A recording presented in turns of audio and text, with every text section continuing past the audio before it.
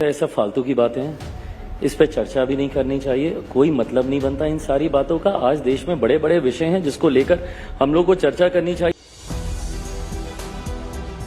जो खबर आपको हम बताने जा रहे हैं वो बीजेपी के लिए बिल्कुल भी ठीक नहीं है। चंद्रबाबू नायडू ने बयान दिया कि वो वक्फ संपत्तियों की हर हाल में रक्षा करेंगे। इफ्तार पार्टी में वो शामिल हुए। जयंत चौधरी ने मेरठ पुलिस के पासपोर्ट जब्त करने वाले बयान को ऑरवेल 1984 बताया। और अब चिराग पासवान ने नमाज रोक पर कहा कि बीजेपी की इन बांटने वाली बातों से वो सहमत नहीं है। क्या सहयोगी दलों ने बीजेपी से किनारा करना शुरू कर दिया है? इस वीडियो में हम इसी पर करेंगे बात। नमस्कार, 4 PM पर आप सभी का स्वागत है। यूपी में बीजेपी सरकार बनने के बाद मुख्यमंत्री योगी आदित्यनाथ जी ने उत्तर प्रदेश की सड़कों पर नमाज पढ़ने पर रोक लगा दी। मुसलमानों ने सरकार के फैसले का स्वागत किया और सड़क पर नमाज पढ़ना बंद किया। वैसे नमाज जमात के साथ पढ़ने में सिर्फ 5 से 10 मिनट का वक्त लगता है। मुसलमान जहां सड़क पर नमाज पढ़ता है उसके पीछे की वजह जानने का किसी ने प्रयास किया है क्या? शायद नहीं। मस्जिदों में जब जगह कम पड़ जाती है तो ही नमाजी सड़क पर नमाज पढ़ते हैं, क्योंकि उसके अलावा उनके पास कोई विकल्प नहीं होता है। बाहर सड़क के अलावा कोई जगह नहीं मिलती। वो भी कोई हर रोज सड़क पर नमाज नहीं पढ़ते हैं। जब त्योहार आता है तभी ऐसा होता है, क्योंकि उस वक्त नमाजियों की भीड़ ज्यादा होती है बाकी दिनों से। जी हाँ, और फिर 10 मिनट के अंदर सड़क खाली हो जाती है, साफ हो जाती है। देखा जाए तो 10 मिनट की नमाज से किसी को दिक्कत नहीं होनी चाहिए। जी हाँ, बाकी भी कार्यक्रम धूमधाम से सड़क पर होते हैं, लेकिन उसका विरोध या उसके लिए सरकार ने कोई नियम नहीं बनाए, न अधिकारियों ने कोई फरमान जारी किया। बस सिर्फ नमाज को लेकर ही। और तो और यूपी के संभल में आप अब छतों पर भी नमाज नहीं पढ़ सकते हैं। यानी आपकी धार्मिक आस्थाओं, पूजा पाठ, नमाज पर भी रोक लगानी शुरू हो गई है। यह तानाशाही नहीं तो क्या है? देश में जिसकी संख्या दूसरे नंबर पर सबसे अधिक है, उसके साथ ऐसा बर्ताव। लेकिन बड़े आका लोग ईद पर सौगातें मोदी ला रहे हैं, मुसलमानों के प्रति उनका प्रेम झलक रहा है? लेकिन यूपी में योगी के अधिकारी नमाज पर रोक लगाने में लगे हैं, वो हिंदू मुसलमान करने में लगे हैं। मेरठ में पुलिस ने सड़क पर नमाज पढ़ने पर रोक लगाई। पुलिस ने चेतावनी दी कि अगर कोई इस आदेश का उल्लंघन करता है तो उसके खिलाफ कानूनी कार्रवाई होगी, आपराधिक मामले भी दर्ज किए जा सकते हैं। साथ ही पासपोर्ट और लाइसेंस रद्द करने की भी चेतावनी दी गई है। भला ये कहां पर लिखा है कि अगर आप छत पर नमाज पढ़ेंगे, अपनी छत पर, दूसरे की नहीं, अगर आप अपनी छत पर नमाज पढ़ेंगे तो आपके ऊपर कार्रवाई की जाएगी। सड़क पर अगर आपने गलती से भी नमाज पढ़ ली त्योहार के मौके पर तो आपका पासपोर्ट और लाइसेंस रद्द कर दिया जाएगा। यह फरमान है योगी जी के अधिकारियों का। संभल में छतों पर सड़क पर नमाज आप नहीं पढ़ सकते, वहां भी रोक लगा दी गई है। तर्क दिया गया है कि छत पर अगर नमाज होगी तो कोई दुर्घटना हो सकती है, ऐसा इसलिए किया गया है। विपक्ष ने इस फैसले का जमकर विरोध किया, लेकिन बड़ी बात, विपक्ष से ज्यादा बीजेपी के सहयोगी दल नाराज चल रहे हैं इस फैसले से। जी हां, विपक्ष से पहले इस फैसले का विरोध सत्ता पक्ष के सहयोगी दल के नेताओं ने किया। जयंत चौधरी ने सोशल मीडिया प्लेटफॉर्म एक्स पर तीखी प्रतिक्रिया देते हुए लिखा था कि ऑरवेल के 1984 जैसा पुलिसिया रवैया।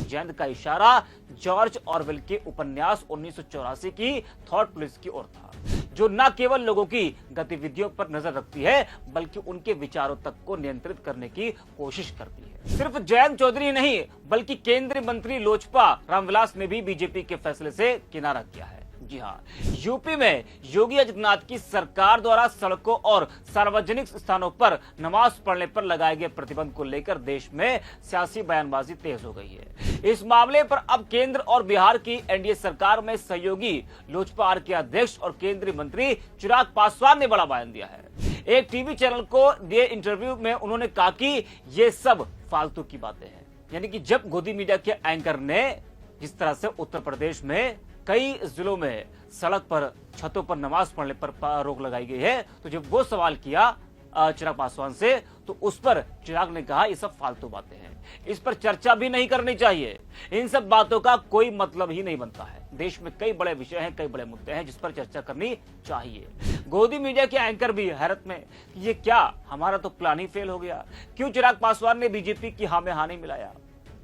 चिराग ने कहा कि ऐसे मुद्दे पर चर्चा करने से देश में असहमति का वातावरण बनता है, तनाव का माहौल बनता है, संप्रदायों के बीच में टकराव की स्थिति पैदा होती है। जो जैसा करता आया है इतने सालों से करता रहेगा। ये सब मुद्दे नहीं होते हैं तो आप मुझसे मेरे मंत्रालय और विभाग के काम के बारे में पूछते। चिराग से पूछा गया कि इन सब मुद्दों पर बात उसके सहयोगी एनडीए के घटक दल कर रहे हैं, तो चिराग ने कहा कि मैं अपने सहयोगियों की इस बात से सहमत नहीं हूं। धार्मिक मामलों में हस्तक्षेप नहीं करना चाहिए। जब मैंने इफ्तार पार्टी दी तो मैं टीका लगाकर गया था। ये मेरी व्यक्तिगत आस्था है। आपके धर्म के सम्मान के लिए मैं अपने संस्कार तो नहीं भूलूंगा। कई लोग टीका नहीं लगाते तो क्या वो हिंदू नहीं है? अगर मेरे सहयोगी ऐसे मुद्दे को तुल देते हैं तो मैं उनसे भी सहमत नहीं हूं। आज की तारीख में देश में कई बड़े मुद्दे हैं, उन पर चर्चा करनी चाहिए। जरा चिराग पासवान को आप सुनिए कि उन्होंने क्या कुछ कहा। एक वर्ग का ये कहना है कि अगर सड़क पे नमाज नहीं पढ़ने देना है तो पूरे देश में कीजिए, बीजेपी शासित हर राज्य में कर दीजिए। पूरे यूपी में प्रशासन का ऑर्डर आ जाए कि सड़क पे नमाज पढ़ने नहीं देंगे। कुछ जगहों पर आप रोक रहे हैं। और फिर कुछ लोगों का ये भी कहना है कि अगर ईद के पहले एक दिन पढ़ ही लिया तो क्या ही सड़क घिस तोड़ ही जाएगी।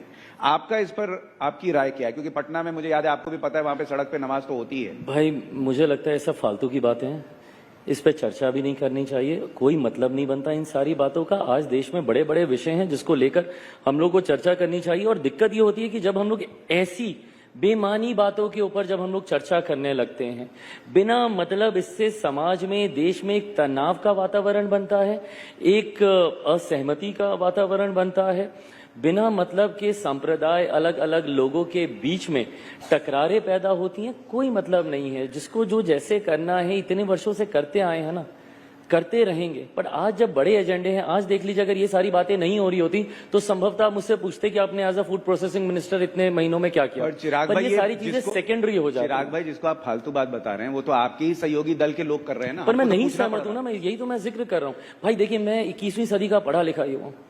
मुझे इन सब बातों से, और मैंने इस बात को बोलते बोलते मैंने कहा है कि धार्मिक विषयों में नहीं इंटरफेयर करना चाहिए, वो व्यक्तिगत आस्था का विषय है। तो देखा और सुना आपने, बीजेपी अपने फैसले से अकेले पड़ती हुई नजर आ रही है। पहले तो जयंत चौधरी ने किनारा किया, फिर अब चिराग पासवान ने भी। अब चिराग पासवान के बयान पर विपक्ष बीजेपी पर हमलावर है। कांग्रेस प्रवक्ता सुप्रिया श्रीनेत ने एक्स पर लिखा है कि अब तो घटक दल भी आईना दिखा रहे हैं, पर बीजेपी की नफरत की राजनीति कब थमेगी? कब तक होली और रमजान में, ईद और रामनवमी में बवाल करवाते रहेंगे? इनका मन नहीं भर जाता इतनी नफरत पाले पाले। ममता त्रिपाठी लिखती है कि चिराग पासवान ने साबित कर दिया कि वो हनुमान है। बेवजह की बातों को तुल देकर कुछ लोग सियासी रोटी सेक रहे हैं, हंटर से सरकार चला रहे हैं। काम धाम तो कुछ है नहीं बताने को, इसलिए ऐसे बेवजह के मुद्दे उछालते हैं ताकि चर्चा में बने रहे। वैसे पीएम मोदी ईद के मौके पर सौगात मोदी लेकर आए। लाखों मुसलमानों को ईद की किट बांटी जा रही है। दिल्ली में बीजेपी की सरकार है। मुख्यमंत्री रेखा गुप्ता जी अपने मंत्रियों के साथ इफ्तार पार्टी में शामिल हो रही है। बीजेपी के सहयोगी चंद्रबाबू नायडू जी राज्य सरकार द्वारा आयोजित इफ्तार पार्टी में शामिल हुए।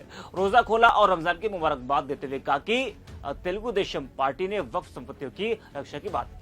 तो बीजेपी के सहयोगी अलग है, बीजेपी अलग पड़ती दिखाई दे रही है। यूपी के ही योगी जी के विधायक इफ्तार पार्टी दे रहे हैं अपने आवास पर और मुसलमानों को अपने ही आवास पर नमाज पढ़वा रहे हैं। तो दूसरी तरफ योगी और उनके अधिकारी मुसलमानों पर जुल्म करने में लगे हैं। एक माह के रमजान के बाद मनाए जाने वाला त्योहार ईद नजदीक है। इस बीच देश के सबसे बड़े राज्य उत्तर प्रदेश की पुलिस सुरक्षा इंतजाम के नाम पर दोहरा रवैया अपनाती हुई नजर आ रही है। कांवड़ यात्रा के लिए सड़क पर खाली करवाने वाली उत्तर प्रदेश की पुलिस अब सड़क पर नमाज पढ़ने पर रोक लगा रही है। यहाँ तो लेकिन अब जिस तरीके से बीजेपी के जो अधिकारी हैं वो जिस तरीके से फरमान सुना रहे हैं और जो भी योगी सरकार का फैसला है, उस फैसले से जो बीजेपी के सहयोगी दल है वो नाराज चल रहे हैं।